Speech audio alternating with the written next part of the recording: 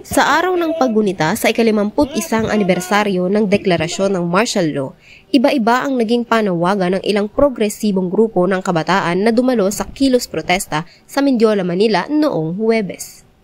Kabilang sa kanilang mga hinaing ay ang maayos na pagtugon sa krisis sa edukasyon, pagtataguyod ng mga karapatang pantao, hustisyang pangklima at pagsasaayos ng mga polisiya ng gobyerno.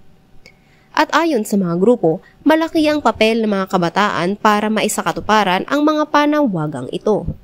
Ang hamon sa kabataan kung bakit naririto yung Spark at iba't ibang mga progresibong grupo, kung bakit naririto tayo ngayon dahil kaya nating itatag, kaya nating ipaglaban yung lipunan na hindi kagaya ng lipunan natin ngayon na puro kahirapan, puro pagpatay, puro pag-aalipusta. Kaya nating basagin yung ganitong klaseng lipunan at itatag yung lipunan na tunay na may pagkakapantay-pantay, tunay na malaya, tunay na lahat tayo na-enjoy yung fruits of our labor.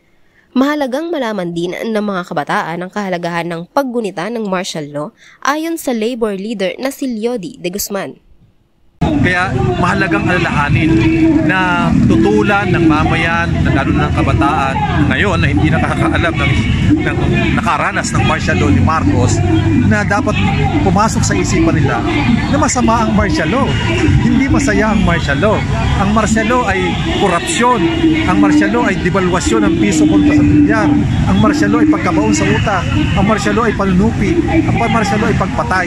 Ang martial law ay pagtaas ng presyo ng mga bilihin.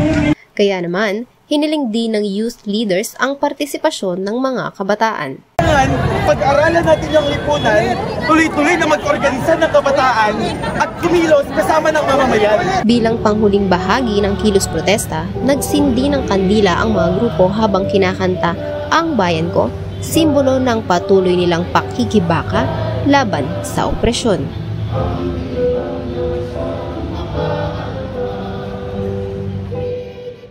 Para sa mga militanteng grupo, hindi dapat kalimutan ang kasaysayan lalo na ang malagim na pangyayari sa bansa noong panahon ng batas militar ng diktador na si Ferdinand Marcos Sr., kung saan laganap ang paglabag sa karapatang pantao at iba pang pang-aabusong militar. Mahalagaan nila ang pakikisangkot at pagiging aktibo ng mga kabataan sa mga isyong panlipunan dahil sila ang susunod na henerasyon na magtataguyod sa bayan. Nasa sentro ng mga balita, AJ Mangumpit, CEU, Manila.